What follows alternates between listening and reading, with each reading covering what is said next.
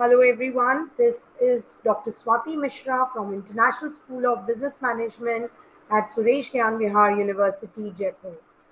And you are viewing the videos of technical analysis and organizational analysis as a part of the project management course that we are continuing. In the previous sessions, we had studied the feasibility analysis, and in the feasibility analysis, we had covered a few parts of economic analysis also. And I had briefly explained you what is the technical part of the analysis. Today, we will be discussing technical and the organizational analysis in greater details. So, as I told you in the previous session, that for any organization, technical analysis is a very important aspect, right? And its importance can be understood from the fact that there have been multiple organizations. I gave you an example of Micromax in the previous session. There are multiple other such examples in which it has been shown that some very good organizations could not flourish, and the main reason why they could not flourish was that they could not keep in tune with the technology that was developing at a very aggressive speed. Today what happens is that whatever technology we are having right now, or maybe we are using currently, it gets obsolete within maybe 6 months or 8 months. That is the pace with which technology is developing, right? And even the microprocessors of computers, they get obsolete within 6 months. The mobile phones, the other electronic gadgets that we use, like today you buy a new television, the next moment you find out that okay, now smart TVs are there. Once you have a smart TV, you will find some other development in those smart TVs, like voice commands. Today all the smart TVs are taking voice commands. Like you just have to speak in the remote control, and it will take your voice command, and the Google Assistant will search that particular video for you, and it will play on your smart television. So, back then when I was a kid, and for the first time, when remote controlled color television, today if we say that my television is color television, if Nakul will tell his other friends that my I have a color television, everybody will start laughing, because it is very obvious for everybody that the television has to be colored television. But at one point of time where there were only black and white TVs, having a color television was a luxury, because the technology had developed and CRTs were developed by them. So, and now the CRT televisions are a bygone eras. Even the computers don't have any CRT desktops today. So things are changing, technology is changing at a tremendously, aggressive speed, I should say. And any organization which fails to, keep in pace, in tune with the, ever changing technology, and keeps advancing itself, you know, does not succeed in future. Along with this, one of the most important aspects to be understood is the fact that the organization, whenever it starts with a project, it has to do a technical feasibility analysis also, to understand that okay, fine, we are intending to carry out a project which requires the latest technology, but do we have that technology with us, first of all? If not, can we develop it, or buy it from somewhere outside, or get the knowledge of the technology shared from outside? If that is possible, it is well and good. But the second thing that comes up is whether our employees are good enough, or are technically sound enough to actually work upon that technology. If your employees are not able to work upon that technology, then what is the point of starting a project which is, which requires human labor or technical staff that knows how to work on a particular technology? So, say if you don't have skilled labor to who are good enough at Python language, then how can you actually imagine taking up a project which is actually run on Python language? So these are the examples, of organizations which need to understand that what kind of technology they should have to actually be imbibed, and how they should carry out this technology feasibility analysis so that they understand whether they are whether that working on those type of technology that they are imagining is going to be feasible for them or not. Okay, so that is why this technical feasibility analysis is highly important. And along with this, the other aspect which is highly important is the organizational analysis. So with this, we will move ahead and start discussing. As I said, we will be starting with technical analysis. The technical analysis basically is concerned with the project inputs, like the supplies, and along with it, the project outputs, which is the final good or the final service that is going to be supplied in the market for consumption purpose. So, it is extremely important, and of course, for us to carry out the technical analysis before we land up into a project. And the project framework must be clearly defined, and it should be so well defined that it should permit the technical analysis to be very, very thorough and precise also. So, that is why, the technical analysis should be absolutely crystal clear. We should exactly know that on what technical framework we are going to function. The other aspects of project analysis, you know, like whatever other things that run in the project actually run in the background of the technical analysis that is being done. Because if I say that we should have done a labor analysis also, or the human resource analysis also, then that would be always done once the technical analysis has been carried out, right, in light of that technical analysis. Because now I'll be requiring skilled labor force, skilled manpower to work on that technology. Similarly, economic analysis is also done in the light of technical analysis. How? Because whatever technology is required, whatever inputs are required, supplies are required, that will be based on the technical analysis. Secondly, any kind, or if we require any new kind of technology, and of course the labor who is skilled enough to work on them, then more budgets are also required by the project. So whatever budgetary constraints are there, they are also going to depend on your technical analysis. So that is why the other aspects of project analysis can only proceed in the light of technical analysis.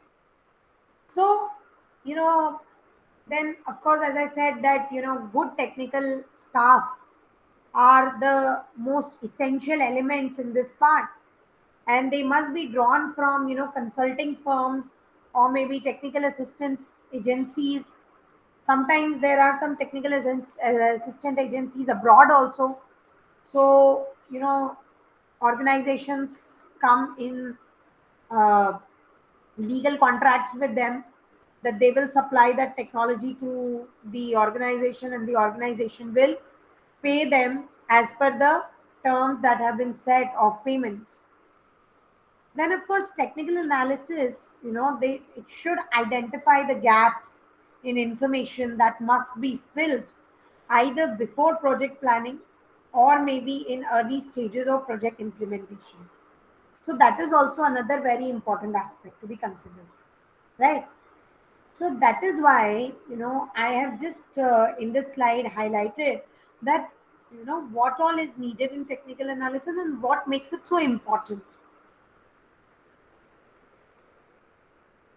So with this, now let us move ahead, and understand the importance of technical analysis for any project. And basically, there are a few that I've mentioned here. That technical analysis gives an indication of the capacity of operations within the project, right? Now, giving an indication of capacity of operations means what? It means that, it makes us aware that these are the operations that are going to be carried out. These are the processes that would be running in the according to the technicalities of the project. And, this is the kind of labor force that is required more or less to work on that technology.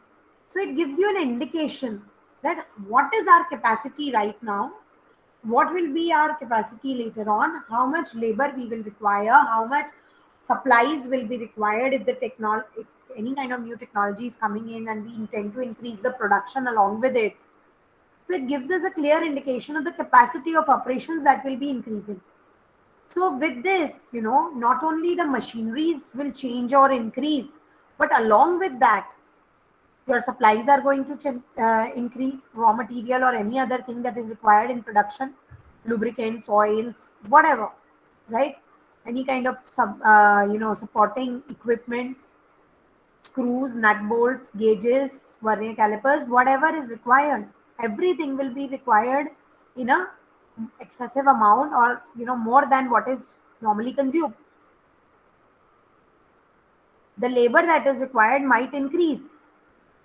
The Even the power supply, right? Maybe we have a power connection, but our machinery is increasing by the number, maybe just doubling in the number. So I would be requiring a better electric power supply. So sometimes, even in fact, that maybe the area of my factory that I have will fall small for this technology. So I will be requiring some extra area, or maybe I need to shift on a bigger factory site. So there could be n number of things which will be associated with the technical analysis, and that is why technical analysis is very important to be done, because it gives you an idea of the capacity of operations within the project. Then it also includes the quality of machinery and equipments. There should be a provision for maintenance of the machinery and equipments. Similarly, the location and layout of the project is also a part of the technical analysis only. So, as I just said, that the machinery, equipments, the layout, how the you have already studied plant layout and facility layout in your production and operation management very clearly and in details. So you exactly know that whenever technology changes, machinery changes, the setup of the factory also changes. So sometimes you have to take major decisions in changing the layout of the unit, or the production house where the actual production takes place, or the assembly. And sometimes assembly line balancing has to be done once again. You have studied assembly line balancing also here. So I hope you are understanding clearly that with this technical analysis, lot of operations are reconsidered, and lot of changes are required, and that is why rest of the operations of project and rest of the feasibility analysis of the project are also covered under the light of technical analysis. So this also of course includes the appropriateness of technology, which will actually depend on the level of development in any particular community or any particular country. Sometimes it may happen that even if we know that the technology that we are using is pretty obsolete, and there are things which are available outside, but maybe I my country cannot support the budget. The economic conditions of the country are such that even if we produce that, we will not get correct customers for it. Now we all know that magnetron rails are available in Japan, which is totally pollution free, and it's really a luxury to travel in it, and it runs at the very fast speed. Like we can cover distances of thousands of kilometers in very less time through those rails, electromagnetic rails. But we are not using them. Even today we are using those long bygone era railway systems, because because of the problem that our community won't be able to actually imbibe it and use it and afford it. So there are multiple things like these, and there are technical analysis. Uh, you know, there are some important aspects which technical analysis actually covers. Like, you know, it's clearly depicted over here that technology should be examined at two levels. How it is examined. So, first of all, the technology used must be suitable for the realization for a specific objective of a given project, which means that whatever project we are running and whatever technology we are using to run that project, those two things should be relevant to each other, and it should be suitable means not only it should suit the conditions of the community where it is being used, the labor should be available to work on that technology, the budget should be available to work on that technology or to bring in that technology, and there should be future demand of the products of that technology. So all the aspects have to be considered clearly. Similarly, the technology must also examine for the suitability according to the prevailing socio-economic environment, whether we can afford the technology or not, and whether the customers can afford the technology or not.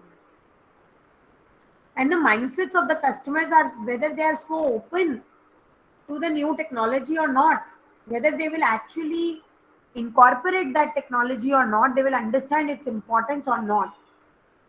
Like we believe in coming up with solar power plants in solar panels in every house so that electricity bill reduces.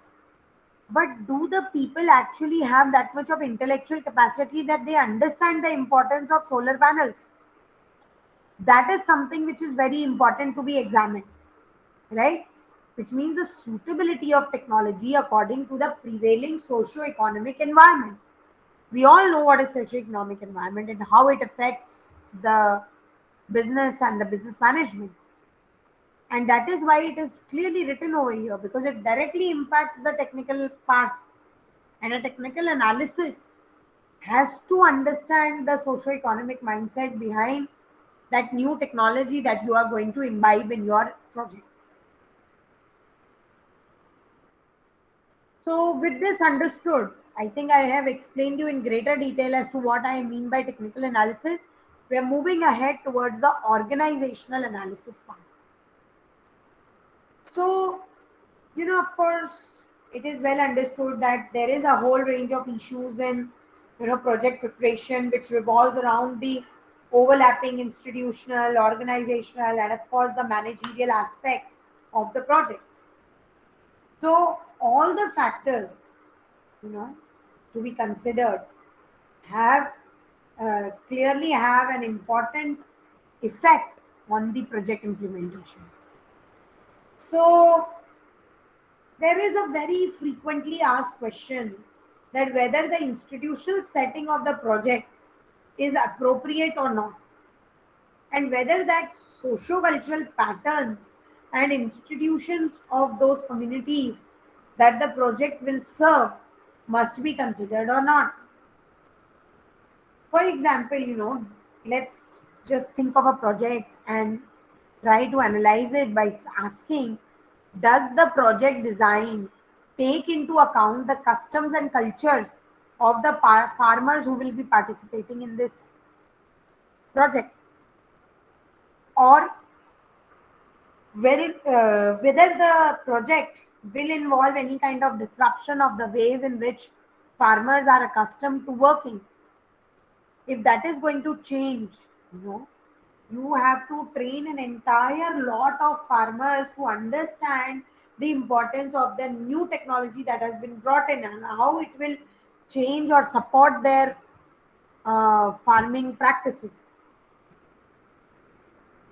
Similarly, for projects to be carried out successfully, they need to relate properly to the institutional structure of the country and the region.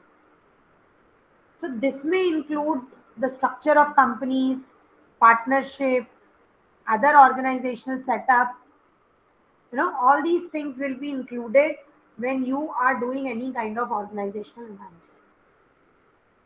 There are other factors also which can be included, like the project's manpower requirement, transportation of machinery if any required, maintenance and commissioning of those machinery, you know, especially for some turnkey projects and all. Similarly, there are multiple terms and conditions also which are adhered to by the contractors, and these terms and conditions should be clearly well read, thoroughly well read before you know we actually put them into final project.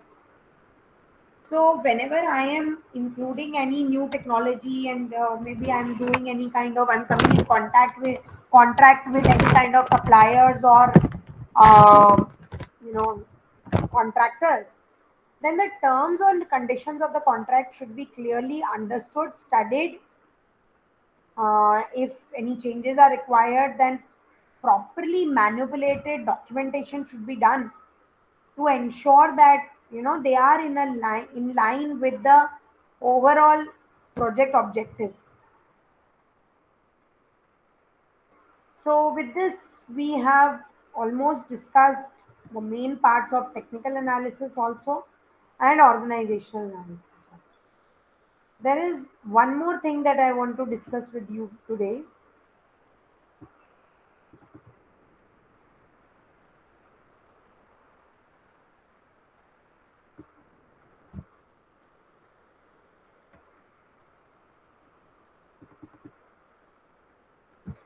which is financial and economic analysis. So, with technical and organizational analysis being clearly understood, we are now moving ahead towards the financial and economic analysis. So, let's try to understand first as to what financial analysis is. Any analysis which actually covers the financial aspects of the project preparation, and the analysis includes the financial effects of a proposed project on each of its various participants, then it will be called a financial feasibility analysis. In agricultural projects, the participants include any kind of farmers, private sector firms, public corporations, project project agencies, and perhaps the national treasury also. Then, of course, a major objective of the financial analysis of farms is to judge how much farm families who are participating in the project will get to live on, whether it is actually going to be profitable for them or not. It should not happen that they have invested so much and they are not able to lure any revenue out of that investment that they are doing. Otherwise, this is what makes the farmers absolutely depressed and upset about the systems that exist here, right?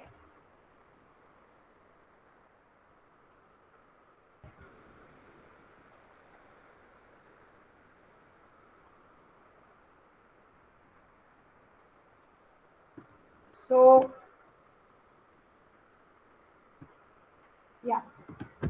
So, as far as our financial analysis is concerned, the analyst, the person who is doing financial analysis for us, will need the budget projections, the estimate year by year of future gross receipts and expenditures also. This should include the costs associated with the production and the credit repayments farm families and must make to determine what remains to compensate the family for its labor, management skills, and capital also. So, the analyst of the farm income will also permit assessment of investments, incentives for the farmers to participate in the project. Then he will also try to analyze what will be the probable change in the farm income, what will be the timing of this change, how likely are price changes or fluctuations that could affect the farm income severely enough that farmers will refuse to run the risk of participating in any kind of project. You can also analyze what will be the effect of subsidies arrangements on farm income and what changes in government policy might affect the income by earned the income that is earned by the farmers. Similarly, there is one more last question that you can ask, which is, will the new subsidies be needed to provide sufficient incentives for the projects to proceed?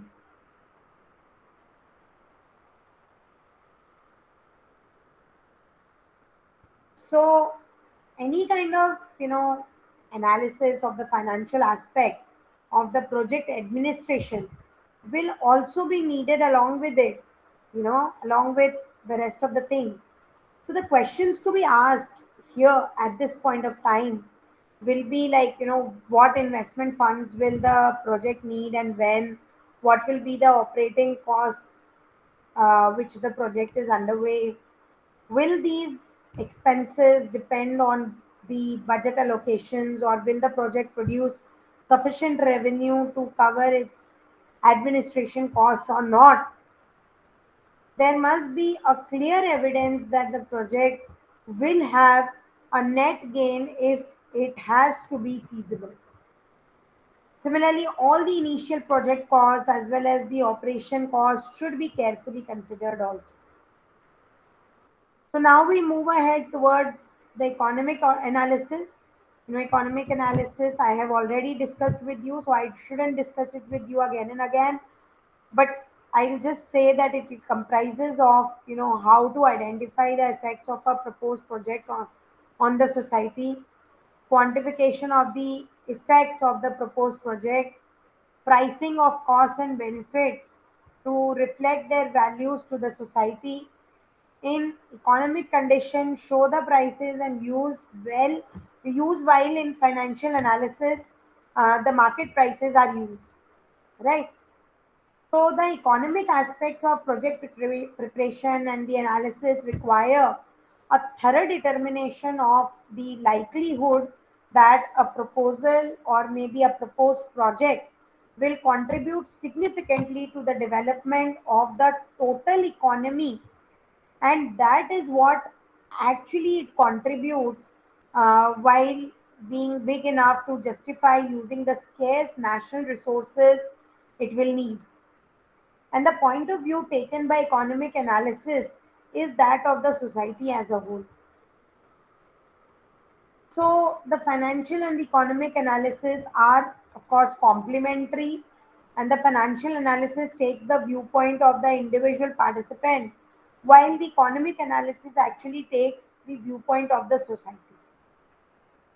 However, because the same discounted cash flow measures are used in the financial analysis to estimate the returns to a project participant, and in the economic analysis to estimate the returns to society, confusion between the two analysis will always arise, but there are three important distinctions between the two analysis approaches.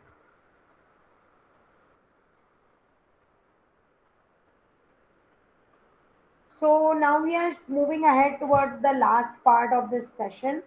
I just want to brush up with the economic analysis once again with you people so that we are done with this part. So, first in the economic analysis, taxes and subsidies were treated as a transfer payments, like the new income generated by the project includes taxes.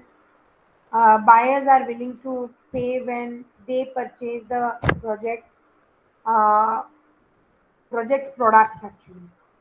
So these taxes, which are part of the total project's benefit, are transferred to the government, which actually acts on behalf of the society as a whole and not, treated as costs. Conversely, a government subsidy to the project is a cost to the society, since the subsidy is an expenditure of the resources that the economy incurs to operate the project. So in financial analysis, such departments are normally unnecessary, such as taxes are usually treated as a cost and subsidies are treated as a return.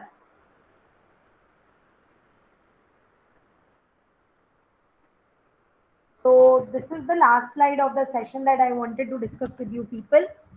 In economic analysis, the interest on the capital is never separated and deducted from the gross return because it is part of the total return to the capital available to the society as a whole. And additionally, it is the total return including interest that the economic analysis is designed to estimate. In financial analysis, the interest paid through the external supplies of the money may be deducted to derive the benefits stream available to the owners of the capital, but the interest paid to the entity from whose point of view the financial analysis is being done is not treated as a cost. So, because the interest is part of the total return of the equity or the equity capital as we call it, they all contribute by the entity, and hence it is part of the financial return that the entity actually receives. So, with this, we have come to an end of today's session. We have discussed feasibility analysis in thorough, and I really hope that today's session was absolutely interesting for you as far as our uh, project feasibility analysis is concerned. So we have discussed what is the economic analysis, what is technical analysis, what is organizational analysis. So once we are done with this, now we will be proceeding ahead with further topics of project management, which we do not intend to actually leave. And, it is highly important for all of us to study and understand them in greater depths, right? So, meanwhile, that is all from my side for today. And this is Dr. Swati Mishra from International School of Business Management at Suresh Ganviar University, Jaipur, signing off. Thank you so much. Have a nice day.